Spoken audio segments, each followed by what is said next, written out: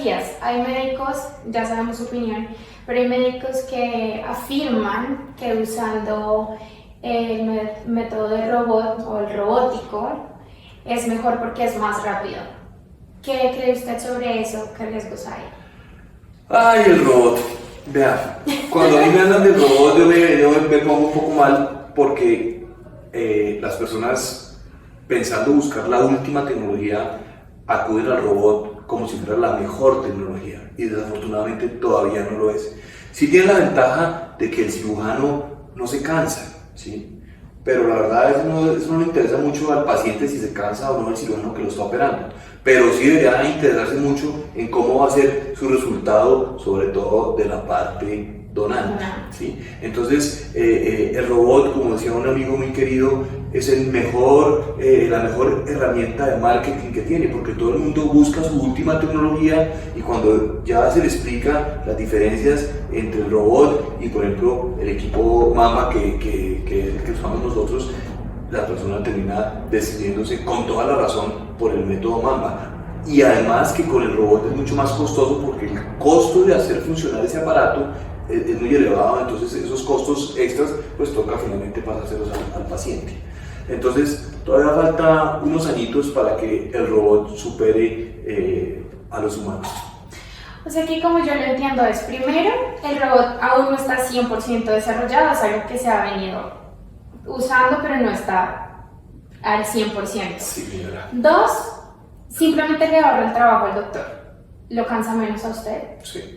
Pero está siendo un poco más invasivo que si lo hiciera con otro tipo de extracción o de forma manual. Mucho más invasivo y esa invasión se traduce en más sangrado, más cicatriz, más dolor, más costos, ¿sí? Y realmente yo cuando he visto el robot funcionar, el cirujano está tan preocupado por cuadrar que los disparos sean el disparo para que entre la punta, para que sean precisos, que la persona no puede, digamos, realmente descansar por estar pendiente de que el robot no vaya a hacer un daño mayor. Yo creo que en pocas palabras, si un doctor o una clínica enfatiza mucho el uso del robot es porque no creen mucho en la capacidad del doctor para hacer el proceso. Realmente estoy de acuerdo contigo, sí. Bueno, sigamos. ¿Cómo determina usted la cantidad de unidades moleculares que necesita una persona? Claro, ese es el tema más álgido de cuando la persona está buscando dónde operarse. La pregunta es, ¿cuántos injertos necesito? ¿Cuántas unidades necesito? Y la otra pregunta que no todos se la hacen, pero que debe hacerse es, ¿será que mi zona donante da para esa cantidad? Entonces, la forma correcta para calcular cuántas unidades foliculares necesita una persona, cuántas necesita ponerse y cuántas tiene disponible, se hace con el método de valor de cobertura. ¿Qué significa? El calibre del pelo multiplicado por la cantidad de pelos que tiene en un centímetro cuadrado, ¿sí? Y así se llega a un número exacto de cuánto tengo para ofrecer. Mientras más grueso sea el calibre de cada pelito, pues mayor valor de cobertura se logra, y mientras más densidad haya por centímetro, pues más disponibilidad hay disponible para hacer el trasplante. Y lo mismo en una zona calva, supongamos que no tiene ni un pelito, entonces tiene un valor de cobertura de 0, no hay ni un pelo que le ayude a cubrir, entonces hay que hacer el cálculo de cuántos tiene disponibles y cuántos se necesita. Pero para hacer eso realmente toca hacerlo por lo menos con un microscopio, con un equipo que nos ayude a identificar y sumar y ver exactamente cuántos se necesitan. Es bastante difícil hacerlo con unas simples fotos, ¿sí?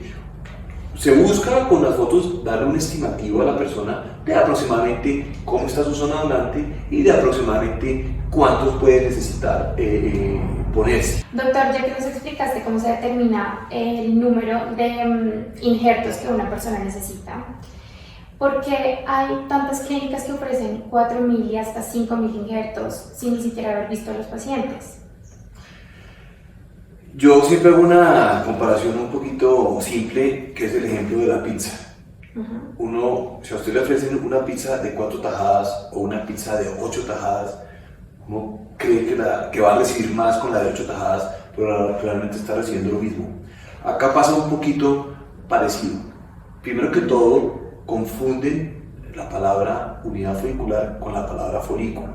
Entonces, de esa forma ya aumentan los números en 2.5 veces, que es el promedio, como te decía, de pelos por unidad folicular. Entonces, 5.000 folículos equivalen más o menos a 2.000 unidades, por un lado. Pero por otro lado, empiezan a ofrecer una cantidad de números, como dices tú, sin ni siquiera ver las fotos, sin ni siquiera tener de cerca con el magnificador, ver cuántos pelitos tiene cada persona para poder decir esos números. Pero como hay tanta competencia ahora, entonces ofrecen unas cantidades imposibles de conseguir, que ni siquiera ni la zona donante las da, ni la zona receptora las necesita.